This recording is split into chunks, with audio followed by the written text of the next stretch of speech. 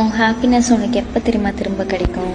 அவங்கள்ட்ட நீ எக்ஸ்பெக்ட் பண்ணுறத ஸ்டாப் பண்ணும்போது. உன்னை விட்டு போனவங்க திருப்பி உனக்கு மெசேஜ் பண்ணணும், கால் பண்ணணும், என்னைக்காச்சும் ஒரு நாள் பேசுவாங்கங்கிற நம்பிக்கையோட வெயிட் பண்ணுறதை ஃபஸ்ட்டு ஸ்டாப் பண்ணு. கஷ்டம்தான், இத்தனை நாள் பண்ணாதவங்க இனிமேல் பண்ணவா போகிறாங்க? நீ இல்லாமல் இருக்க பழகிட்டாங்க. நல்லா ஞாபகம் வச்சுக்கோ. அவங்க ஃப்ரீ டைமில் உன்கிட்ட பேச கிடையாது. அவங்க மெசேஜ் பண்ணுறாங்க, ஆன்லைனில் இருக்காங்க, ஆனால் அது உனக்காக கிடையாது.